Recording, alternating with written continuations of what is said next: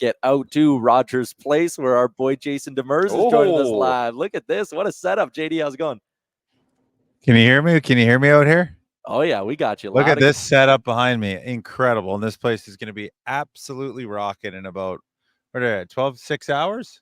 Yeah, we're about exactly 6 hours away from puck drop down at Rogers Place. What do you make of, I guess, two-part, what do you make of the vibes around the city as you pull in and experience a cup final in Edmonton and just being around the rink? What do you make of the vibes of the Oilers themselves heading into this game?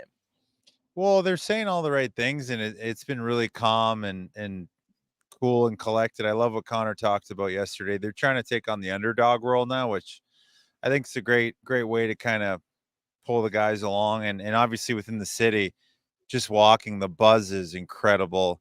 It's like I said, it's 5-6 hours from puck drop, and you could just feel it around the city, around the hotels. It's in the entertainment complex here, the Ice District. It's really something else. I can't wait. I'm like got goosebumps already. Just walking in yesterday, we were able to get on the ice and film some demo stuff with the network, and it's really cool to kind of be back in this building. Yeah, it's going to be just on fire in there tonight. We bumped into you into Florida on the concourse doing your show. Are you going to be doing anything like that in Edmonton? Oh, I'm surprised you remembered. I was wondering if you're a little turnt there or something, but I was like a nice even 5.5 out of 10. I remember that. You had one of your boys was there. He was about halfway to Sunday. And but it was awesome to see you guys. Yeah, I'm gonna be doing the same thing in Ford Hall tonight. So I'm gonna be in the mix big time. I can't wait. We're gonna have some pretty cool guests. I think we're getting Duncan Keith and a couple of the executives within the Oilers organization. So it's gonna be a really fun opening. It's a cool startup for me for the game. It really builds to be with the fans and hear how crazy they're getting. So by the time I leave there, I'm ready for puck drop. Hell yeah. Speaking of being ready for puck drop, what do you want to see from the Oilers tonight after the puck drops that maybe you didn't see from them in game 2 of this series? Well, they got to calm down. Number one, you can't play that Florida style hockey game, that dirty borderline. It just doesn't work for Edmonton. Unfortunately, you're right in their wheelhouse. You know, I thought they got their pound of flesh, but it was more born out of frustration. I know people are talking about pucks to the net, and that's obviously a huge thing, but they have to get bodies to the net and they have to outwill Florida. Right now, they're allowing themselves to be checked going to the net, and they're just not getting there. You know, we're going to do a segment today on the network about faceoffs, and you know, they're getting just dominating the faceoff circle right now. I think 55% both games. And when they're winning those faceoffs in the ozone, they're generating nothing. And Bob's seeing everything. So guys have to really bear down and put some weight on the stick and get to the net.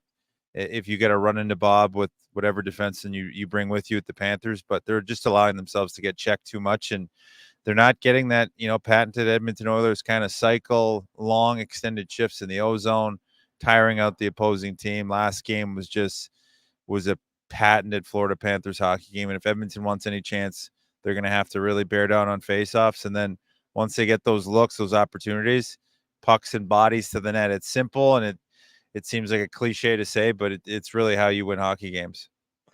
It's playoff hockey. Yeah. Got to get dirty. Sure is. Well, and that's Gotta why get a little dirty. I'm sure your eyes were rolling too when you heard some of the talk about, oh, is there going to be supplemental discipline for the Draisaitl hit or for the Foegele knee or anything like that? Like, it's the Stanley Cup final. Like, shit's going to get a little violent here. Yeah, I mean, listen, I think the context of the game, I do think Leon should have maybe. The funny thing is, the only person that gets fined is Carrick through all that. And I saw the Foegele one a couple times, and I saw it from some camera cell phone angles, and I can't believe they didn't. You know, the refs usually get it right and sometimes miss, but I can't believe they didn't downgrade that to a 2-minute. And Losterinen, I went on a rant yesterday. I just don't like I don't like when guys lay on the ice for 3 minutes and then come back a minute later. Yeah. I think that's disrespects the game. It disrespects the refs and the league, because, you know, we're all thinking, you know, we're all as fans, even Oilers fans, are thinking, oh no, like, I hope he's okay. I hope he's good. We lose Foegele. We're like, oh, you know, it's warranted because Losterinen's hurt, and then he's back a minute later. So I just think it's something that didn't need to happen. Now the Draisaitl one, I think you could have made an argument for a fine there. There was a little bit of leaping, but at the very least, just that. It's hockey. It's things happen. Leon's never been suspended. He's done some plays that have been questionable, but he's not a kind of guy that's going to hurt somebody. I just think it was born out of I think it was just born out of frustration because Barkov's really done a good job of holding them in check and frustrating them. So I think it was him trying to, and I think it was the right thing to do. I think he has to start finishing on Barkey and making him feel uncomfortable instead of allowing Barkov to kind of dictate play between him and Connor. Barkov's a moose, so you got to kind of put some force into him, right? So I think that was Leon's intention. It wasn't to go full Mark Messier on him. I know, right? So yeah, maybe I guess if we're going to be soft, sure, fine. But I think what they did was fine. And it's just annoying, when Listerainen does what he does, because then the refs are just calling the call based on the end result, and that's not, that wasn't the action. Yeah, we got a couple of comments here in the chat I want to get to in just a second. But first, just wanted to circle back really quickly to the Oilers stars kind of being shut down so far in this series. On the meter, if there's a meter, and on one side it's the Panthers are just playing great defensive hockey and shutting them down, or the Oilers stars aren't playing their best. Where do you kind of come out more on that? It's a little bit of both. I thought, Edmonton played a good game 1, but that was Florida's worst game they played in the playoffs. And Bob saved him, unfortunately. And then game 2, that was more Panthers hockey, where it's just really, really tight defensive. They're all over them. They're pressuring them. They're not allowing Edmonton to get to their sets. And it just seemed like it, and I use the analogy that Florida just kind of cattle prods you and continually cattle prods you a bit. And it's borderline dirty, and there's like clutching and grabbing, and then you eventually snap, and then you take the penalties and get outside your game. So they just got to stay with it. They got to skate through the checks. They got to make sure they're playing a little bit more connected. And obviously their power play, we all, we can talk about it ad nauseum. Their power play, they can't win if their power play is not going. And it just, because 5-on-5, Florida is statistically the better team and have been in this series. So they're going to need the power play to at least get them a spark, get some goals, get some shots, get some traffic in front of Bobrovsky. And hopefully that gets Hyman going. That gets Connor going, that gets Leon going, that gets Evan Bouchard going, because without their power play, it's going to be tough to outscore them and outpace them. So, and that's just them, with 5-on-5 play, getting a little bit harder on the forecheck, getting pucks deep. And then when Florida's clutching and grabbing and playing borderline, you just got to skate through those checks and just play your game. So I think it's you're going to see a calm, revved up, refreshed Oilers team. I know they're a little banged up and they're probably missing some guys tonight, and they're not at 100%. But I think the fans are gonna have to carry them and are going to. So I do think this is a game where we talk about the 6th man or the 7th man in hockey. It's gonna have to be the fans of the Oilers, which they have been all year in this playoffs, and they're gonna need to hit another level tonight. Yeah, I think if they keep moving their feet, they'll get through some stuff, but they'll also result in drawing some penalties too. And the power play's got to get going. Well, it's got to. That's Yeah, it's their bread and butter. Okay, I want to get to a couple that we got out in the Great Clips inbox with more than 4,400 hair salons throughout the United States and Canada. Great Clips is the world's largest hair salon brand and official hair salon of the NHL. Your time is valuable, which is why you can use the Great Clips check-in app, see the wait time, check in on your phone, and get your haircut when you want. For more information, check out greatclips.com. Great Clips. It's going to be great. Dacky is in with this one. He wants to know your take on the Nurse injury. It looked like a bit of a hip problem for Nurse. And how would you manage this Oilers blue line if the big D man Darnell Nurse can't go tonight? Well, I think he's got a hip pointer. I think he caught the little bit of the end wall, and if it's bad or he cracked something, it's obviously going to be super painful. A little bit more manageable than the Vander Kane one, which I think is a more lower abdomen, which I don't know if Kaner can go tonight. But for Nursey and the decor, I don't love 11 and 7, but they're going to have to go to that tonight, especially if Kane can't go. And you might as well just load up the top guys, put your 7D out there. And I know it might be Gleason being the 7th, but I think you have to, because you can talk to Darnell, and being a former player, the coach will probably ask you, hey, can you give me a full game? And you're going to say, yeah, I won't come out. I won't get injured. But you don't know if by compensating, you're going to hurt something else. And obviously the Panthers aren't stupid. They're going to target Nursey if he's in. Nursey's an important piece. I know everybody gets on him and rides him, but especially us media, we certainly get on him because his stats. But he's a huge part of this decor. He eats minutes. He eats 20 to 25 minutes a night.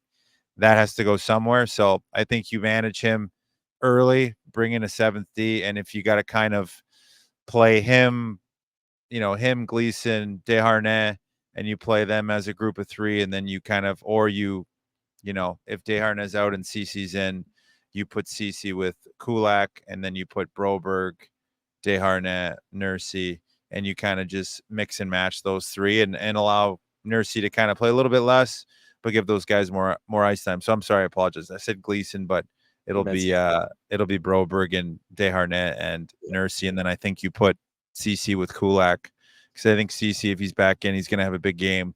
He's going to be playing hard. I think put him, 2 veteran guys, eat some ugly minutes, and then have the young legs be with Nursey to kind of shelter him a little bit and allow those guys to get up ice while he plays a little bit tighter and more of a defensive game, because it might be tough for him to get up in the rush with that type of injury. Yeah, that's fair. All right, last one, because I know we said we weren't going to keep you too long. I lost who sent it in the chat, but they wanted to know the Ekblad chokehold on Bouchard. Is that just playoffs? It's in a scrum heat of the moment, or did he cross a line there? Well, it's interesting because, you saw what the Oilers did in terms of, the Carrick thing and then Draisaitl and there's a scrum. I don't love a choke. I mean, I think it is a dangerous motion if he holds on to it. Choking somebody out could become a dangerous play. I've never seen a guy tap. It is playoff hockey though, so all bets are off once you get into those things. I do think they've targeted Bush the last 2 games, and it seemed like it got to him last game in game 2. I just thought he was outside of his game and trying to chirp back with those guys and take cheap shots, and somebody needs to kind of step in and protect him. I would have liked a little bit more of a response from guys if somebody had seen it, but it was away from the play. But they got to kind of protect him. He's your offensive guy. You can't have Bush being your grinding guy that's has to hit and take this punishment. He needs to be guy to create the offense. So they need some guys to kind of protect him a little bit, make sure that none of that happens, because it seemed like last game, especially more so than game 1, that they were targeting him and they got under his skin. They got to him, and I thought all game he was frustrated outside of his game. He was rushing shots, and then he was slow to move because I just thought he was overthinking it. So for him, he needs to kind of get back, recenter himself. And it's interesting because it's hard to get under Bush's skin, and I have never really seen him get that frustrated. So for me, it's a point of concern because when you show them that you're kind of rattled, especially Florida, they're going to now target you. So, and he plays big minutes. He's playing, 25 to 30 a night. So for Bush, I just think he needs to recenter himself, worry about moving the puck quick, getting up ice, shooting him when he has it, and just staying out of that nonsense, because those are the kind of fights he won't win. And, you need him on the ice playing power plays. So, but I did think it was a little bit of a dangerous play. I've never seen that before, but there's a lot of firsts in the NHL. So every time you say you've seen it all, you see something else. And it looked like when Bush tapped, Eki kind of relinquished the chokehold. But to say that I haven't put somebody in a guillotine in the AHL last year would be a lie, because I did. But so all bets are off once you get close to the net there in a scrum. Fair enough. I know you were impartial. I know you don't pick sides, but I am really hoping you get to see Rogers Place on fire and a big performance from the Oilers tonight. Appreciate you giving us some time. I know it's a busy game day for you, and enjoy it tonight. Yeah, I don't pick sides, but I mean, I'd love to see Edmonton win in this building. I want it to be a series. I don't want this to be a 5-game, 4-game sweep. So it's like, we want, I want some hockey and good hockey. So I want the Oilers to play at their best and have it be best on best. And I think the Rogers Place is going to be rocking. So get going, Oilers fans. Let's go. Oil up. Come on. Come on. All right, thanks, Jason. See you, boys. See ya. There you go, Jason Demers on the Star Mechanical guest line. What's up, Nation citizens? If you like that video, then you need to be subscribed to the Oilers Nation YouTube. Podcasts, live shows, exclusive interviews, and analysis. Everything you need from your favorite voices at Oilers Nation. And you don't want to miss any of it, so hammer that subscribe button.